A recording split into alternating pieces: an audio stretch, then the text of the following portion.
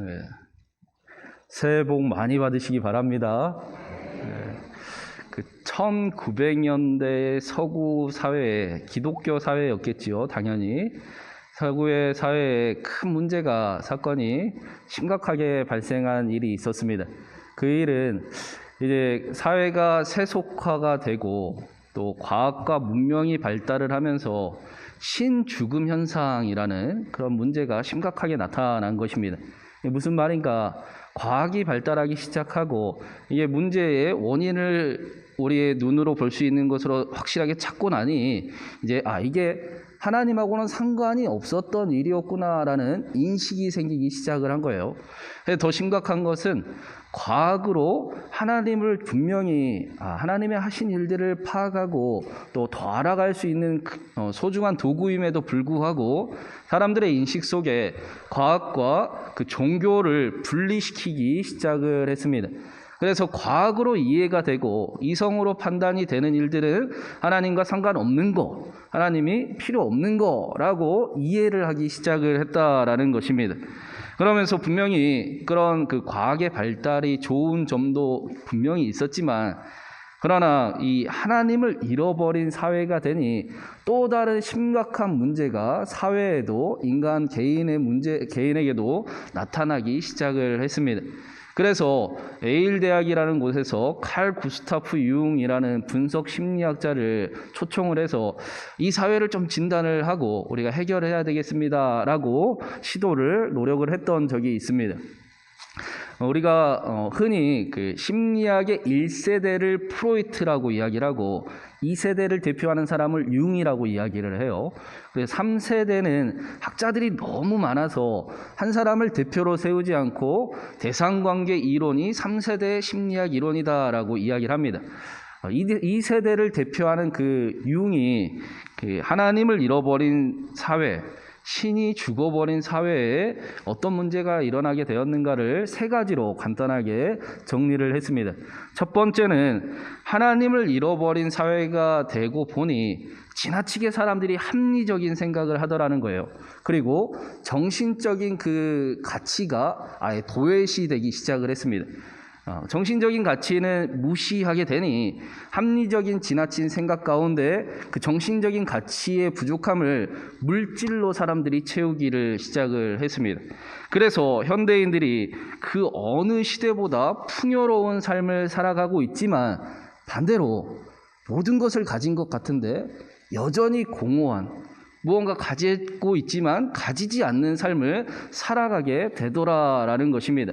사실 살면서 필요한 것이 다 있음에도 불구하고 지금 가진 것만으로도 충분함에도 불구하고 왠지 모르게 공허합니다. 왠지 모르게 외롭습니다. 왠지 모르게 허전합니다. 이러한 문제가 융은 진단하기를 하나님을 잃어버린 사회에 나타나는 인간의 그 정신질환의 모습이다라고 이렇게 진단을 내린 겁니다. 두 번째는 사람의 마음의 중심에 그 신이라는 존재가 중심을 지키고 있어서 사람이 도덕적이고 윤리적인 삶을 살아갈 수 있게끔 지키는 힘이 되었습니다. 그런데 이 정신적인 가치가 없어져 버리니 사람들이 자신을 위해 합리화하기 시작을 하면서 지극히 이기적이고 지극히 자기중심적인 삶을 살아가게 되더라라는 것입니다. 도덕은 다 사라져버리고 마치 그 물질이 최고인 것 마냥 이기적인 사회를 만들어가기 시작을 하면서 모든 사람을 향해 마치 늑대가 되어서 싸움이라도 하려는 마냥 그런 사회를 만들어 가더라라는 것입니다. 마지막으로 세 번째는 인간의 그 무의식이 의식과 함께 균형을 잘 이루어야 하는데 무의식의 세계가 아예 다 잃어버렸지 않습니까? 이 무의식의 세계가 잘 평소에도 관리가 되고 또 부족한 점이 있으면 치유가 되고 회복이 돼야 되는데 그렇지 못하니 갑자기 발작적인 증상들이 이제 나타나기 시작하더라라는 거예요. 그래서 이 사회에 그 무의식이 침범하게 되면서 원시적인 폭력성이 나타나게 되었습니다. 그래서 무슨 일이 일어나는가? 발작적이고 충동적인 범죄가 사회에 일어나기 시작을 하면서 피해자나 가해자나 다 모두가 고통받는 시대, 사회가 되어버리더라라고 진단을 내립니다. 이 모든 중심에 이 사회가 하나님을 잃어버렸더니 신이 죽었다, 하나님이 상관없다라고 이야기를 했더니 일어나기 시작했다라는 것입니다. 그런데 중요한 것은 서구의 이 1900년대에 일어났던 일이 마치 지금 우리 사회에 일어나는 일과 비슷하다 것 같다라는 것입니다. 마치 우리의 이야기를 진단하는 것과 같습니다. 얼마 전에 올해 퓨 리서치 센터라는 곳에서 선진국 17개국을 이렇게 설문조사를 한 적이 있었습니다. 어떤 설문조사 내용이었냐면, 여러분은 여러분의 삶을 무엇이 가장 가치 있게 만든다, 의미 있게 살아가게 만든다라고 생각을 하십니까? 라는 질문이었어요. 선진국의 대부분의 나라들이 1위로 자신의 삶을 가장 가치 있게 만드는 것이 무엇인가 1위로 선택한 것이 가족이었습니다. 단 딱 3개의 나라만 1위가 가족이 아니었는데, 스페인은 가족보다 건강을 최우선시한다고 그래요. 두 번째 나라는 대만이었는데, 대만은 가족보다 사회를 더 중요하게 생각을 했습니다. 세 번째로 대망의 우리나라가 거기에 속해 있었는데, 우리나라의 1위가 무엇이었는지 아십니까? 무엇이었을 것 같습니까? 우리나라가 가장 자신을 가치 있게 만든다고 여기는 그 1위는 물질, 돈이었습니다. 기독교 국가인 미국에서만 15%가 그 1위를 하나님이라는 존재라고 이야기를 했고, 우리나라는 1%만 하나님이 나의 삶을 가장 가치 있게 여긴다라고 응답을 했다라고 합니다. 이 설문조사의 해석에 여러 가지 논란거리가 있을 수도 있지만, 그런데 우리가 이렇게도 쉽게 마음에 와닿고 또 설득당하는 것 같은 이 해석은 우리의 실상을 반영을 하고 있기 때문일 것입니다. 우리나라의 1%만이 자신의 삶을 가치 있게 만드는 분이 하나님이라고 여기고 있다라는 것입니다. 반대로 우리나라의 99%는 하나님을 잃어버리고 살아가는 그런 사회가 되어버렸다라는 것을 이야기합니다. 그러니 융의 진단대로 사회가 혼란스럽고 사람들이 지극히 이기적으로 살아가며 충동적인 범죄가 나타나는, 피해자나 가해자나 모두가 고통과 문제 속에 있는 사회를 우리는 목격하고 있는지도 모르겠습니다. 사랑하는 여러분, 여러분에게 새해에 가장 중요한 것은 무엇입니까? 여러분을 가장 가치 있게 여기는 것이 1순위가 여러분에게는 무엇이라고 생각하십니까? 바라기는 우리나라 1%면 5천만 명 잡았을 때 50만 명이에요. 50만 명 안에 저와 여러분이 반드시 들어가기를 간절히 바랍니다. 새해에는 그렇게 우리가 우리의 삶의 자리를, 이 어그러진 삶의 자리를 회복시키는 사람들로 더욱 세워지고 그렇게 살아가길 주님의 이름으로 축원합니다. 이렇게 우리가 이 사회가 하나님을 잃어버리는 사회가 되는, 점점 그렇게 가는 것의 이유가 시대의 풍조가 우리를 그렇게 만들기 때문도 있지만, 또 한 가지는 이 부분도 굉장히 중요한 것 같아요. 믿는 사람들이 잘못된 이해를 가지고 하나님이라고 이야기하면서 살아가니, 그러니 성경과는 전혀 다른 하나님을 고백하며 마치 그것이 정말 하나님인 것처럼 삶을 살아가니, 그러니 세상에 하나님을 더 잃어버리게 하고 오히려 무신론자를 만드는 것을 우리는 눈으로 이 코로나 시대에 목격을 하기도 하고 있습니다. 그렇기 때문에 우리가 믿는 하나님과 성경이 말씀하는 하나님을 구별할 줄 알아야 되고, 성경이 말씀하는 하나님이 어떤 분이신가를 정확히 아는 그런 믿음이 있어야 하는 것입니다. 그렇다면 하나님은 누구신가? 오늘 말씀이 하나님이 하나님 자신을 소개해 주는 말씀이에요. 반대로 이야기하면, 다시 말하면 하나님을 이렇게 믿어야 된다라는 것입니다. 우리 24절부터 26절까지를 한번 같이 읽어보겠습니다. 24절부터 26절입니다. 여호와는 내게 복을 주시고 너를 지키시기를 원하며 여호와는 그의 얼굴을 내게 비추사 은혜 베푸시기를 원하며 여호와는 그 얼굴을 내게로 향하여 드사 평강 주시기를 원하노라 할지니라.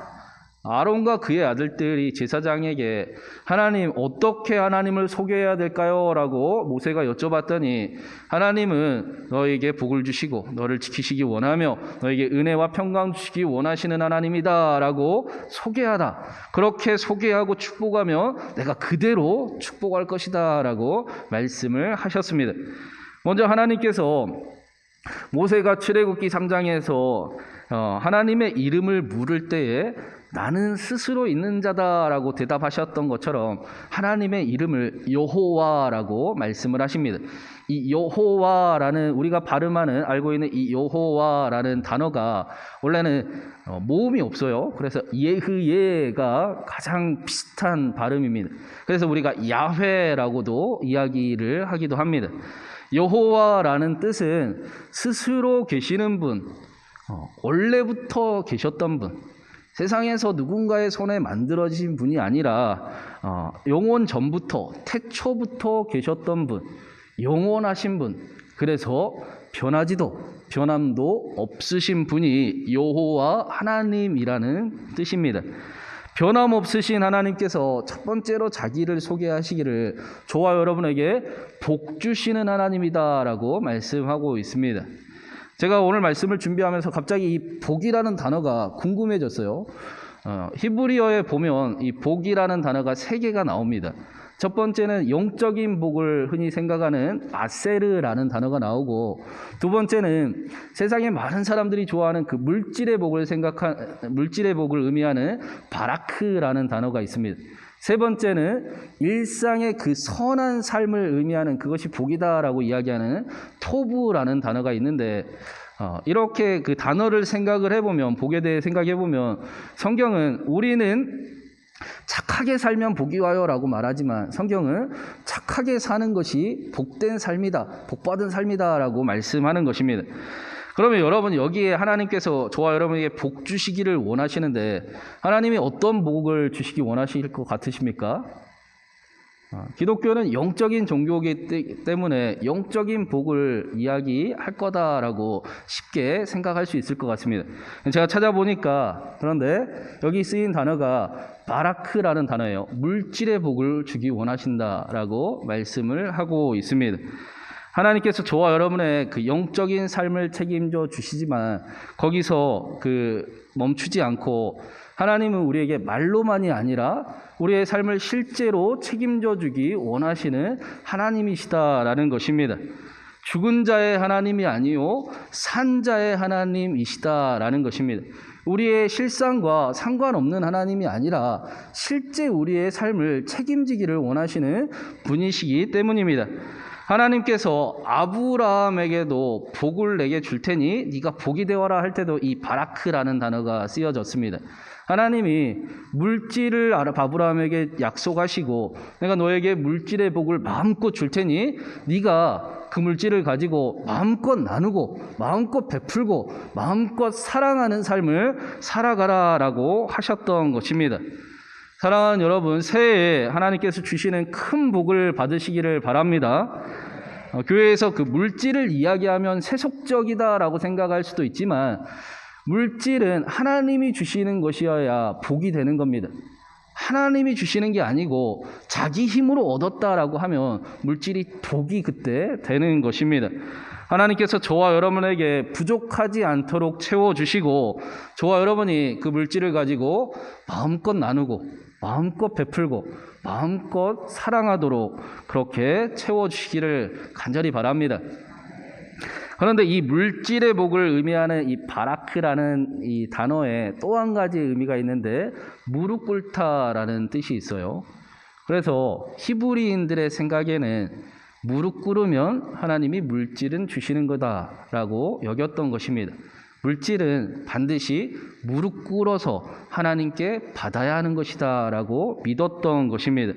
하나님께 기도해야 하나님께서 물질은 책임져 주신다라는 것입니다. 그렇기 때문에 사랑하는 여러분, 물질의 복을 원하십니까? 그렇다면 기도를 회복하시길 바랍니다. 여러분에게 선한 마음이 있어서 나누고 베푸는 삶을 살아가기를 원하십니까? 그렇다면 기도를 회복하셔야 합니다. 새해에는 우리 신광교회가 다시 기도의 시간을 회복하고 기도의 자리도 세우며 또 기도의 역사가 나타나는 저와 여러분이 신광교회가 되기를 주님의 이름으로 축원합니다.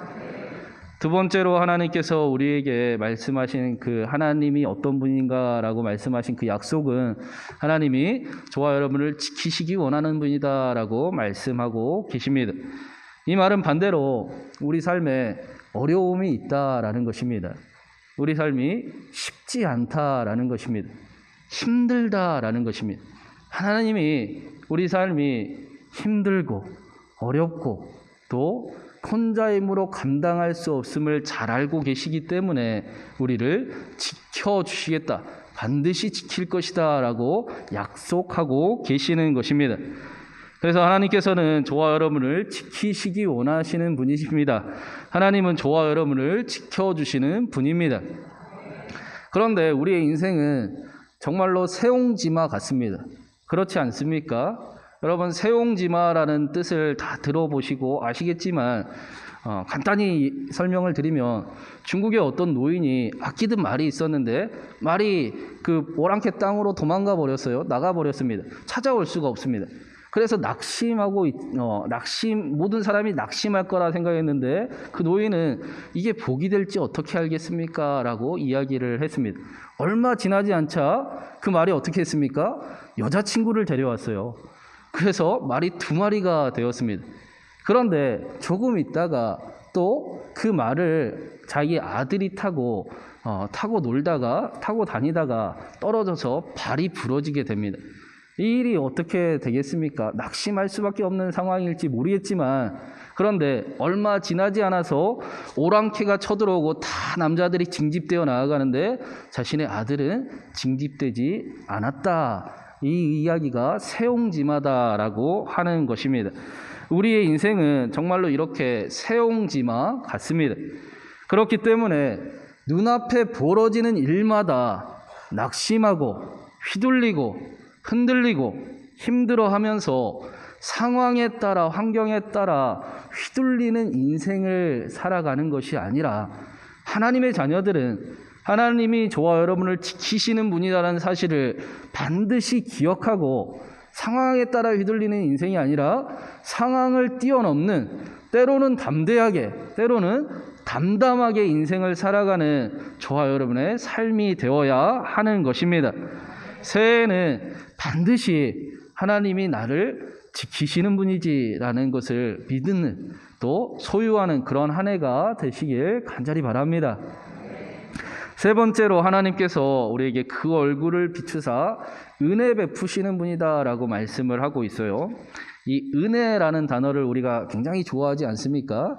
찬양도 많이 부르는데 우리가 잘 알듯이 헤세드라는 그 하나님의 긍휼하심을 의미하는 헤세드라는 단어도 있고 또 제가 가장 좋아하는 레헴이라는 그 여자의 자궁이라는 의미가 담겨 있어서 하나님께서 어머니가 마치 그 자궁이 찢어져도 생명을 아끼지 않고 그 아이를 사랑하는 것처럼 우리를 사랑하시는 하나님의 생명을 버리시기까지 우리를 사랑하시는 그 하나님의 마음이 담긴 레헴이라는 단어도 제가 설명을 드린 적이 있었습니다. 그런데 오늘 말씀에 나오는 단어는 하난이라는 단어입니다. 이게 은혜라는 뜻이에요. 불쌍히 여기다, 긍휼히 여기다 라는 의미를 담고 있지만 동시에 이 단어는 특별히 어떤 사람이 필요한 것을 잘 알아서 그 필요를 채워주기를 원하는 마음이 이 하난이라는 단어입니다. 하나님께서 저와 여러분에게 가장 필요한 것이 무엇인지를 너무나 잘 아시고 그것을 채워주기를 원하시는 분이다라는 것입니다. 오늘 말씀에도 하나님의 그 약속 안에 하나님의 마음이 잘 담겨 있습니다. 오늘 말씀을 자세히 보시면 여호와는 내게 복을 주시고 여호와는 그 얼굴을 내게 비추시고 여호와는 그 얼굴을 내게로 향하여 드신다라고 계속 여호와는이라는 단어가 반복해서 들어가고 있지 않습니까? 원래 그 히브리어에는 동사의 주어가 함께 들어가 있습니다. 그래서 동사의 주어가 함께 들어가 있기 때문에 주어를 여러 번 쓸 필요가 없어요. 여러 번 쓰면 문법상 안 맞는 거예요. 그럼에도 불구하고 하나님께서 한 번만 쓰셔도 되는 것을 일부러 여호와는이라고 말씀하고 계신다라는 것입니다. 마치 그 딸바보인 아빠가 사랑하는 딸에게 아빠가 해줄 거야, 아빠가 지켜줄 거야, 아빠가 도와줄 거야 라고 하듯이 하나님께서 하나님이 도와줄 거야, 하나님이 지켜줄 거야, 내가 하나님이야, 내가 너의 인생을 책임질 거야 라고 간절함을 가지고 말씀하고 계시는 것입니다. 자신의 연약함 앞에 하나님의 뜻에 어그러진 그 세대 가운데서 어쩔 줄 몰라 방황하는, 헤매는 그 인생들, 하나님의 자녀들을 보고 하나님께서 내가 지켜줄 것이다, 내가 직접 도와줄 것이다, 내가 함께할 것이다 라고 약속하시는 것입니다. 하나님께서 이 사실을 확증해 주신 사건이 말씀이 육신이 되어 오신 사건이지 않습니까? 하나님께서 얼마나 이 사실을 알려주고 싶어 하셨으면 그것을 전혀 알아듣지 못하는 이 세대에 사람의 모습으로, 우리와 똑같은 모습으로 오시고 십자가를 향해 묵묵히 걸어가셔서 십자가에 달려 우리를 위한 희생제물이 되어 주셨습니다. 그렇기 때문에 바라기는 신광교회 모두는 절대로 저와 여러분을 너무나 잘 아시는 하나님을 불편해하지 않는 그런 믿음과 삶이 되기를 간절히 바랍니다. 하나님 앞에 솔직할 수도 있고 벌거벗어도 부끄럽지 않아 하는 그런 신앙을 소유하는 저와 여러분이 되기를 간절히 바랍니다. 하나님은 공포의 하나님이 아니라 사랑의 하나님이시고 간섭하시는 하나님이 아니라 우리가 의지해야 할 하나님이시고, 하나님은 희생을 요구하시는 하나님이 아니라 자신의 생명까지도 내어주시는, 생명을 바치는 하나님이시기 때문에 우리에게 절대로 강제하시는 분이 아니라 우리에게 진정한 참 자유를, 그래서 우리와 함께 하시는 하나님을 이심을 알고 믿고 정확히 아는 그런 새해가 또 저와 여러분이 되기를 간절히 바랍니다. 그래서 이렇게 하나님에 대한 오해를 해결하고 하나님과 함께 하기를 정확히 아는 사람들은 어떻게 살아갑니까? 절대로 숨기거나 감추려 하지 않습니다. 자신이 실수하면 어떻게 합니까? 자신이 넘어지면 어떡합니까? 자신에게 실패가 있으면 어떻게 합니까? 그렇기 때문에 하나님 앞에 더 나아가는 겁니다. 하나님, 나 하나님의 도움이 필요해요. 하나님, 나 아파요. 나 힘이 들어요. 그렇기 때문에 하나님이 나에게 함께 하셔야 돼요 라고 말하면서 하나님과 함께하는 인생을 살아가게 되는 것입니다. 이것을 보고 성경이 샬롬이다, 평강이다 라고 말씀하고 있습니다. 우리 마지막으로 27절 말씀을 함께 마지막으로 한번 같이 읽어보겠습니다. 같이 읽습니다. 그들은 이같이 내 이름으로 이스라엘 자손에게 축복할지니 내가 그들에게 복을 주리라. 이 말씀은 구약시대의 제사장들에게 허락된 특권이었고 약속된 말씀이었습니다. 그런데 예수님이 오시고 나서 사도들은 우리를 보고 거룩한 하나님의 백성이고 하나님의 제사장들이다라고 말씀하고 있습니다.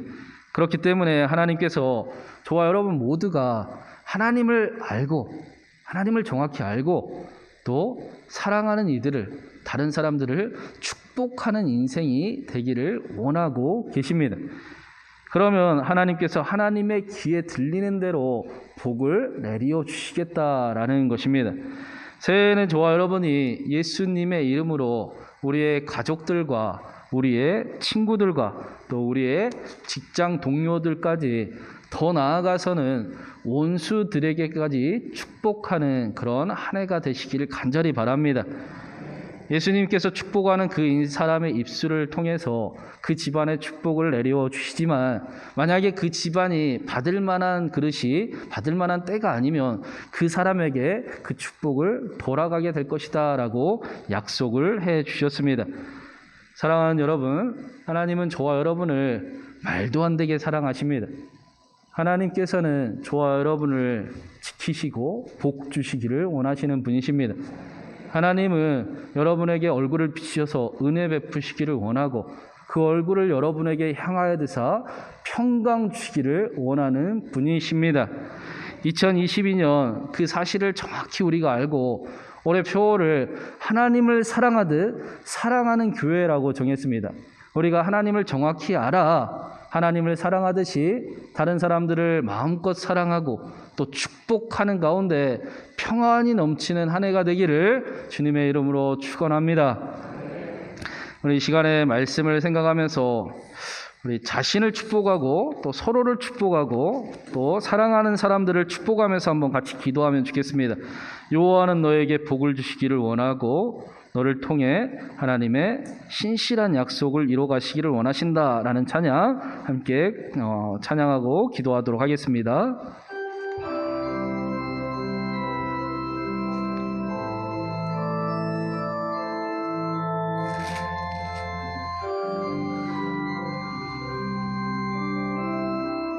여호와는 너에게 복을 주시기를 원하며 너를 지키시기를 원하시며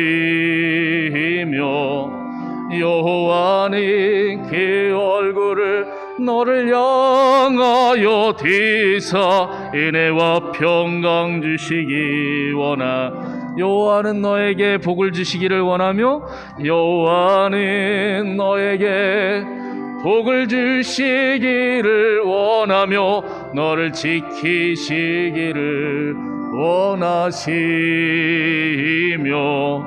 여호와는 그 얼굴을 너를 향하여 드사 은혜와 평강 주시기 원하노라. 너를 보배롭고 존귀하게 여기시는 하나님이 내 삶 속에서 그 약속을 신실하게 이루시리. 땅에 기름진 곳으로 하늘에 신령한 곳으로 너를 복주시고 지키실 하나님이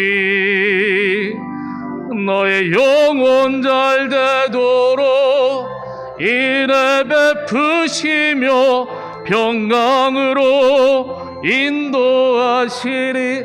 우리 서로를 축복하며 한번 찬양하겠습니다. 여호와는 우리 옆 사람을 향해서 복을 주시 너를 지키시기 원하며 너를 지키시기를 원하시. 여호와는 그 얼굴을 너를 향하여 드사 은혜와 평강 주시기를 원하노라. 우리 자신을 향해서 나를 보배롭고 존귀하게 여기시는 하나님. 내 삶 속에서 이 약속을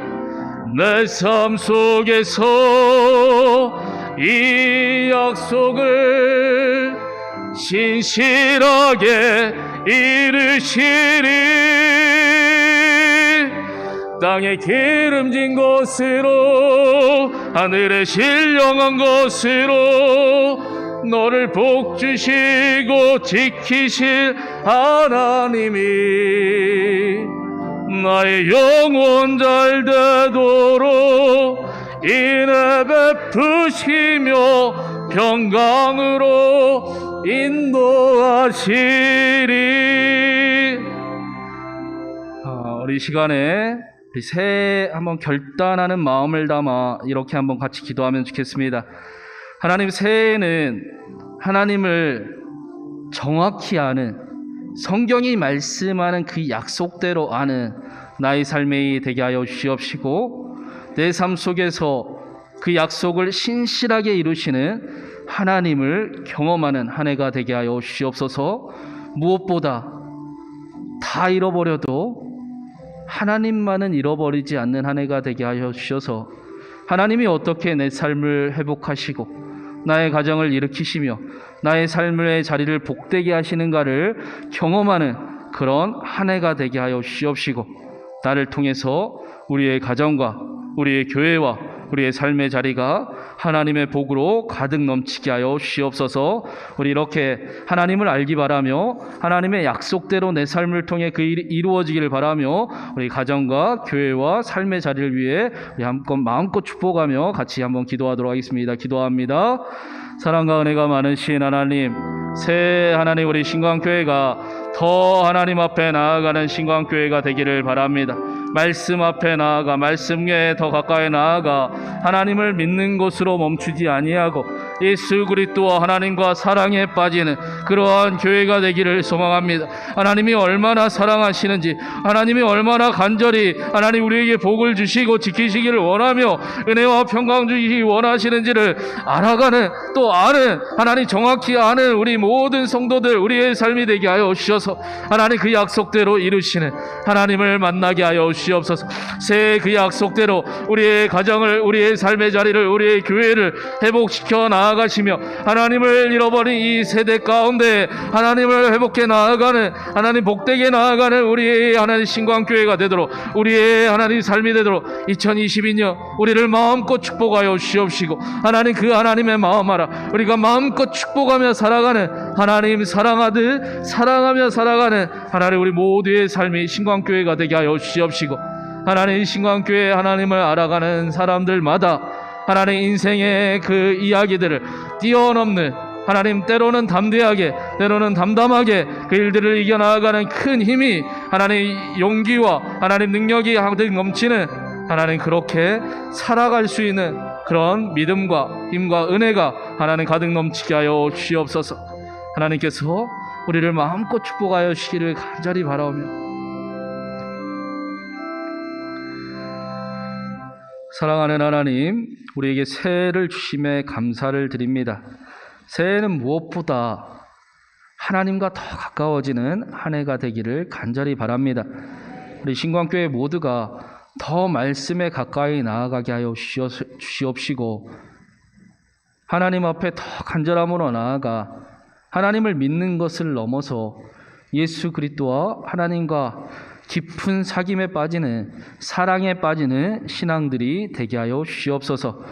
그 사랑 안에 하나님 능력이 나타나게 하여 주시옵시고, 하나님이 얼마나 우리에게 복을 주시기를 원하고 우리를 지키시기를 원하고 우리에게 은혜와 평강 주시기를 원하는지를 반드시 잘 알아서, 정확히 알아 그렇게 우리의 가정도, 우리의 교회도, 우리의 삶의 자리도 복되게 만들어가는 우리 모두의 삶이 되게 하여 주시옵소서. 하나님을 마치 잃어버린 것 같은, 하나님이 죽었다 안 계신다 하는 이 세대 가운데 우리의 가정을, 우리 교회를, 우리의 삶의 자리를 다시 일으켜 나아가는 우리의 삶이 되기를 간절히 바랍니다. 하나님, 우리를 통하여 하나님의 영광을 나타내 주시옵소서. 우리가 바울처럼 연약함이 있기 때문에 더 하나님 앞에 나아가겠습니다. 더 하나님을 찾겠습니다. 하나님, 우리를 통해서 하나님의 약속이 신실하게 이루어짐을, 하나님이 죽은 자의 하나님이 아니라 산 자의 하나님이시고 우리의 삶을 통해 그렇게 복되게 하나님 세상을 이루어 가시기 원하시는 그 하나님의 나라를 이루어 가시는 하나님을 경험하는 새해가 되게 하여 주시옵소서. 그래야 우리의 삶이 하나님으로 가득하여 세상 사람들이 부러워하고 또 자랑하게 하는 그런 우리의 삶이 되게 하여 주시옵시고, 우리의 삶이 본이 되는 삶이 되게 하여 주셔서 우리의 가정이 복되게 하시고 우리 교회가 복되게 하시며 우리의 삶의 자리가 더욱 하나님의 그 복으로 하늘에 신령한 것으로 가득 찬 그러한 삶의 인생을 만들어가는 2022년이 되도록 주님 우리 모두를 축복하여 주시옵소서. 우리를 통해서 그렇게 이루시고 그렇게 믿음을 주시며 때로는 생각하지 못하는 일들을 만날 때에도 그러나 하나님을 알기에 하나님이 계시기에 때로는 담대하게 때로는 담담하게 그 인생의 이야기들을 하나님과 함께 펴나가는 지혜가 가득하고 능력이 가득하고 힘이 넘치는 우리 새해가 되도록 주님 우리 모두를 축복하여 주시옵소서. 우리 모두의 삶 가운데 더욱 하나님의 영광이 가득 드러나기를 간절히 바라오며 또 우리에게 큰 축복으로 함께 하시는 그 하나님을 찬양 드리오며 살아계신 우리 주님 예수 그리스도의 이름으로 간절히 기도드리옵나이다. 아멘.